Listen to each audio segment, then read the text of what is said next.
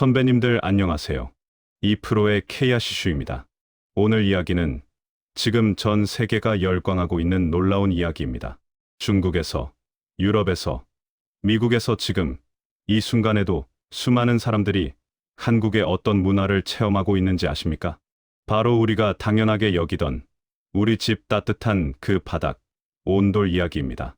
지금부터 선배님들께 들려드릴 이 놀라운 소식, 함께 만나보시죠. 영상 시청 전 구독, 좋아요, 알림 설정 부탁드립니다. 여러분의 관심은 영상 제작에 큰 도움이 됩니다. 자, 그럼 이야기가 시작됩니다. 안녕하세요, 선배님들, 이거 들으셨나요? 요즘 유럽 사람들이 우리나라 온돌에 완전히 빠져 있다는 소식 말입니다. 덴마크에서는 신축 건물의 80%가 바닥 난방을 한다고 하니 이거 정말 대단한 일 아닙니까? 선배님들, 혹시 기억하십니까? 추운 겨울날 아궁이에 불을 떼고 따끈따끈한 아랫목에 누워 고구마를 까먹던 그 시절을요. 그때는 그게 당연한 줄만 알았습니다. 우리만 그렇게 사는 줄 알았죠. 그런데 말입니다. 지금 전 세계가 우리의 그 온도를 배우기 위해 난리입니다. 먼저 중국 이야기를 해볼까요? 13억 인구의 거대한 중국에서 지금 무슨 일이 벌어지고 있는지 아십니까?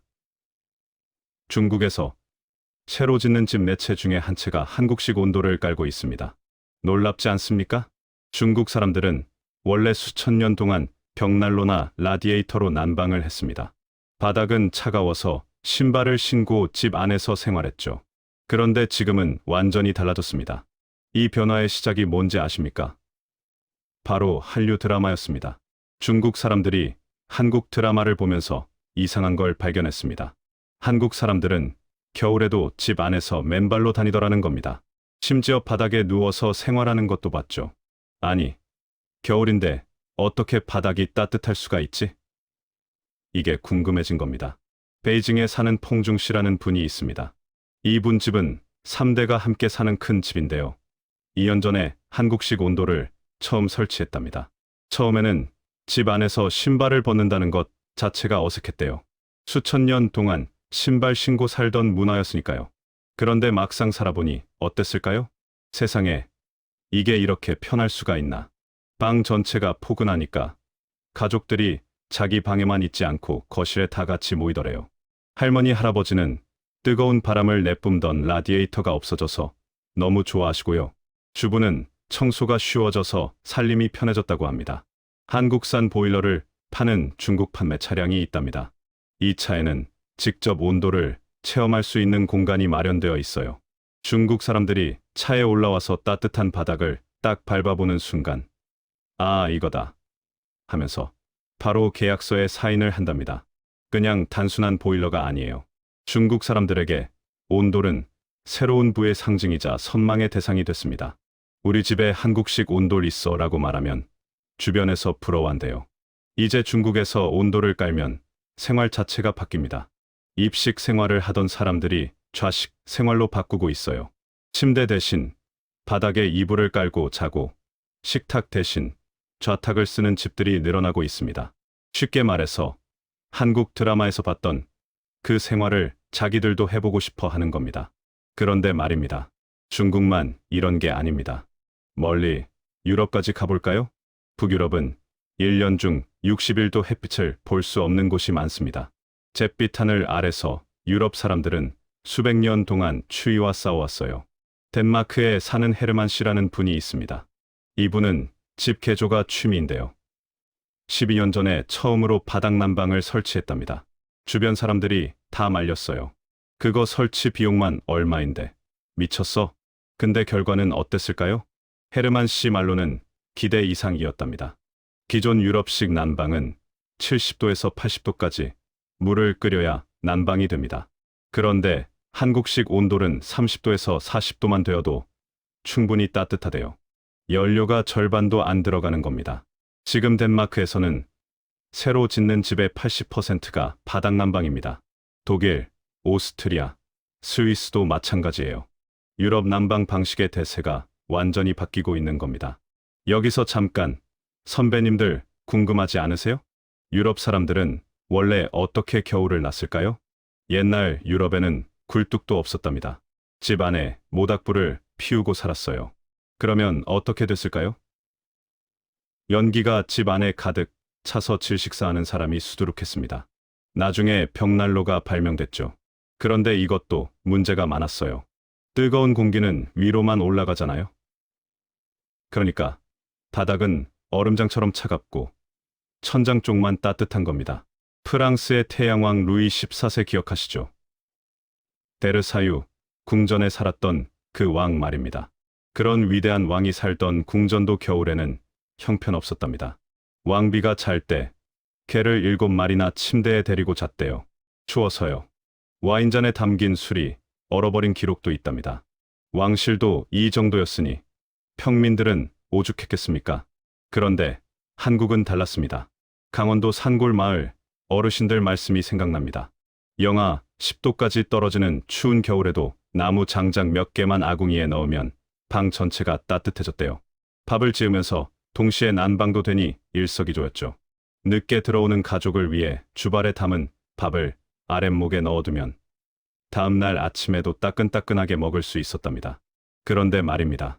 이 놀라운 온돌이 유럽에 알려진 계기가 참 재미있습니다. 1916년 미국의 유명한 건축가 프랭크 로이드 라이트라는 사람이 일본에 갔습니다. 제국 호텔을 설계하러 간 거죠. 그런데 우연히 일본 부잣집에서 하룻밤을 묵게 됐는데요. 그 집에 이상한 방이 하나 있었답니다. Korean Room이라고 적혀 있더래요. 한국 방이라는 뜻이죠. 이 방이 사연이 있습니다. 일본이 우리나라 경복궁에 있던 자선당이라는 건물을 몰래 훔쳐간 거였어요. 그걸 이 부잣집에 옮겨 놓은 겁니다. 라이트가 호기심에 그 방에 들어갔는데요. 깜짝 놀랐답니다. 밖에는 불이 피워져 있지도 않은데 방바닥이 따뜻한 거예요. 그는 나중에 이렇게 표현했습니다. 기후가 바뀐 것 같았다. 그것은 난방이 아니라 기후였다. 이 경험이 라이트의 인생을 바꿨습니다. 미국으로 돌아간 그는 온수 파이프를 이용한 바닥 난방 시스템을 개발했어요. 1937년 제이콥스 하우스라는 건물에 처음 적용했는데 이게 대성공을 거뒀습니다. 쉽게 말해서 현대식 바닥 난방의 아버지가 한국 온돌에서 영감을 받은 겁니다. 그럼 이제 일본 이야기를 해볼까요? 일본은 원래 우리나라보다 날씨가 따뜻합니다. 그래서 온돌이 필요 없었어요. 하지만 요즘 일본에서도 온돌 열풍이 불고 있습니다. 특히 노인 요양 시설에서 온돌이 인기래요. 시설에 온돌을 깔았더니 어르신들 감기가 줄고 천식 같은 호흡기 질환이 좋아졌대요. 시설에서 온돌을 경험한 어르신들이 본인 집에도 온돌을 깔아달라고 자식들에게 조르는 경우가 많다고 합니다. 일본 최대 온돌 업체인 도쿄가스에서는 연구소까지 만들었어요. 집 안의 온도 분포를 연구하는데요. 일본 전통 가옥은 집 안 온도 차이가 심해서 히팅 쇼크로 숨지는 노인이 많았대요. 화장실이 너무 추워서 갑자기 쓰러지는 거죠. 연구 결과 집 전체를 고르게 따뜻하게 할 수 있는 최고의 방법이 바로 온돌이었답니다. 지금 일본에서 바닥난방 보급률이 35%까지 올라갔어요. 젊은 층을 중심으로 바닥난방 있는 집은 임대료가 비싸도 세입자에게 인기가 많다고 합니다. 미국도 마찬가지입니다. 미국의 한인 교포들이 온돌 사업을 하고 있는데요. 이국 사람들이 한국 온돌을 체험하고 나서 반응이 어떨까요? Oh my God. 이게 뭐야? 왜 우리는 지금까지 이런 걸 몰랐지? 미국은 보통 덕트에서 뜨거운 바람이 나오는 히터를 씁니다. 그런데 이게 문제가 많아요. 덕트에서 먼지가 나와서 알레르기를 일으키고 공기가 건조해지고 에너지 효율도 떨어집니다. 한국 온돌로 바꾸면 난방비가 40%나 절약된대요.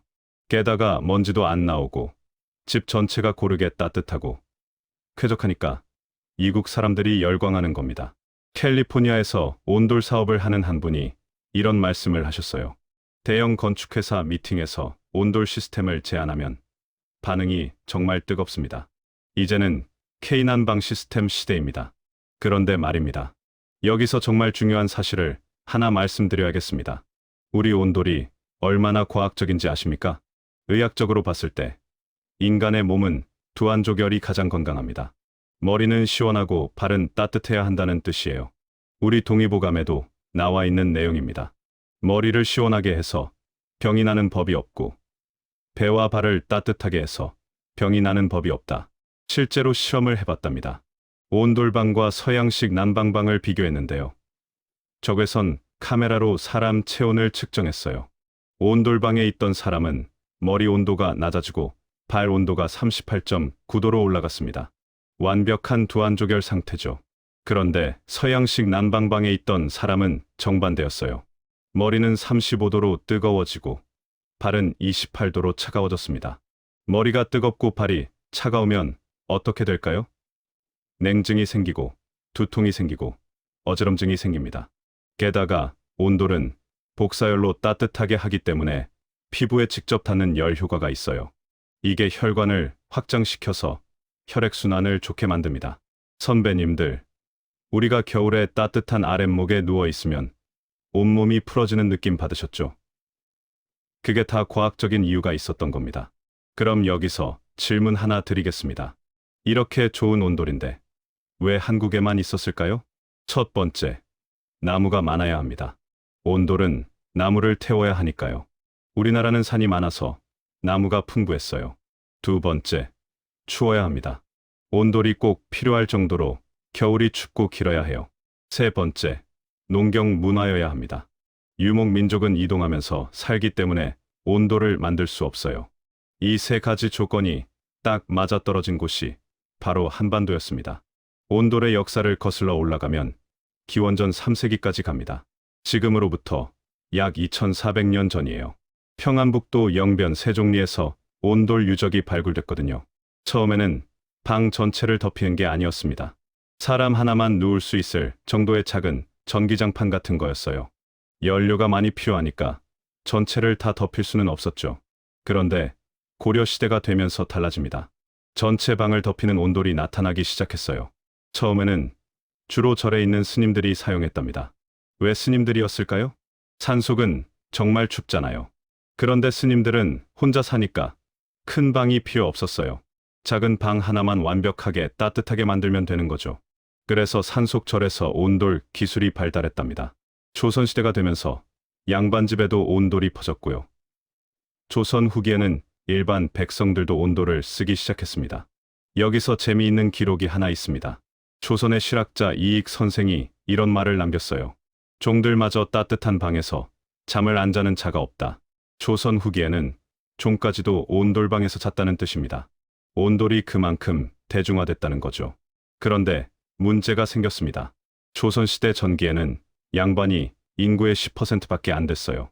그런데 200년쯤 지나니까 양반이 80%까지 늘어났답니다. 양반의 상징이 뭐였을까요? 바로 온돌 있는 집이었어요. 그러니까 너도 나도 온돌을 깔려고 나무를 베어댔죠. 19세기 사진을 보면 산에 나무가 하나도 없습니다. 다 베어간 거예요. 현대로 오면서 온돌은 또 한 번 진화했습니다. 연탄 온돌을 거쳐서 1980년대에 온수 보일러가 나왔어요. 뜨거운 물을 파이프로 순환시켜서 바닥을 덮이는 방식이죠. 지금 우리가 쓰는 바로 그 시스템입니다. 그런데 말입니다. 지금 세계에서 재미있는 일이 벌어지고 있습니다. 온돌의 종주국은 우리나라인데 세계 바닥 난방 시장은 독일과 일본이 장악하고 있어요. 한국 제품보다 독일, 일본 제품 가격이 더 비싼데도 더 많이 팔린답니다. 왜 그럴까요? 한국 바닥 난방 업체들은 대부분 중소기업이에요. 마케팅에 돈을 많이 쓸 수가 없죠. 그런데 독일이나 일본 회사들은 브랜드 파워가 강하니까 더 잘 팔리는 겁니다. 12년째 국제온돌학회를 이끌고 있는 김준봉 교수님이 이런 말씀을 하셨어요. 온돌이 세계적으로 확산되고 있지만 정작 세계 바닥 난방 시장에서는 독일과 일본에 밀린다. 한국이 하루빨리 온돌 종주국임을 세계에 선포하고 관련 산업을 키워야 한다. 정말 맞는 말씀입니다. 지금 독일 베를린 국회의사당은 7,500제곱미터나 되는 건물 바닥을 온돌 방식으로 덮이고 있어요. 프랑스 파리의 루이비통 박물관도 온돌 기술을 썼고요. 북유럽에서는 항공기 경납고, 소아병원, 실내 경기장에 온돌이 들어가고 있습니다. 세계 복사냉 난방 시장 규모가 연간 24억 유로, 우리 돈으로 약 3조 원이 넘습니다. 이 큰 시장에서 우리나라가 차지하는 비중이 얼마나 될까요? 안타깝게도 아직 미미합니다.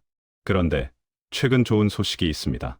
2008년에 우리나라가 제안한 온돌 관련 국제표준안이 국제표준기구에서 채택됐어요.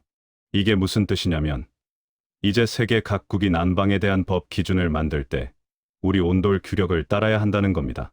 우리 제조사들이 설비 변화 없이 바로 수출할 수 있게 된 거죠. 온돌 관련 사업이 크게 활성화될 가능성이 높아진 겁니다. 또 하나, 옥스퍼드 영어 사전에 온도이라는 단어가 등재됐어요. 김치, 태권도처럼 한국어 발음 그대로 세계 표준 단어가 된 겁니다. 선배님들, 지금 우리나라 온돌 기업들이 세계로 뻗어나가고 있습니다. 호야옴텍이라는 회사는 러시아, 미국, 일본, 유럽까지 온돌을 수출하고 있어요. 일본에만 2,000세트를 보냈답니다. AOG 시스템이라는 회사는 중국, 러시아, 호주, 캐나다, 남아공, 미국에서 특허를 받았어요. 저탄소 온수난방 시스템으로 에너지를 40% 이상 절감한다고 합니다. 미국 LA에서 온돌 사업을 하는 한 대표님은 이렇게 말씀하셨어요. 미국에서도 뜨끈뜨끈한 옛날 온돌방을 재현하겠습니다. 이제는 K난방 시스템 시대입니다. 정말 멋진 말씀 아닙니까? 그런데 여기서 한 가지 더 말씀드리고 싶은 게 있습니다. 온돌은 단순한 난방 시스템이 아니에요. 우리의 생활 문화 전체를 만든 기술입니다. 온돌 때문에 우리는 바닥에 앉아서 생활하게 됐어요. 그래서 우리 가구는 다 낫습니다. 밥상도 낫고 책상도 낫죠. 신발을 벗고 집에 들어가는 문화도 온돌에서 나왔어요. 가족들이 온돌방에 옹기종기 모여 앉아 이야기하는 문화. 따뜻한 아랫목에 할머니, 할아버지가 앉으시는 문화. 이 모든 게 온돌에서 비롯된 겁니다. 중국 사람들이 온돌을 깔고 나서 한 말이 생각납니다. 보일러만 바뀐 것이 아니라 생활 문화 자체가 바뀌었습니다. 무엇보다 집안 전체가 포근해지니 방에만 있던 가족들이 거실에 옹기종기 모여 앉는 시간이 늘어났어요. 온돌이 가족을 하나로 모으는 겁니다. 선배님들도 기억나시죠? 추운 겨울날 온 가족이 아랫목에 모여 앉아 고구마 구워 먹던 그 시절을요. 형제자매들이 이불 속에서 발 비벼가며 웃고 떠들던 그 추억을요. 그게 다 온돌이 만들어준 우리만의 특별한 문화였습니다. 지금 전 세계 사람들이 그 따뜻함을 경험하고 있습니다. 한국 드라마를 보면서 저렇게 바닥에 편하게 앉아서 생활하는 게 부럽다고 말하는 외국인들이 많아요. 그래서 자기 집에도 온돌을 깔고 한국식으로 바닥 생활을 시도하는 사람들이 늘어나고 있습니다. 한국 문화가 온돌을 타고 전 세계로 퍼져나가는 겁니다. 참. 그리고 온돌은 학교에도 들어가고 있어요. 8년 전에 온돌을 깐 초등학교가 있는데요.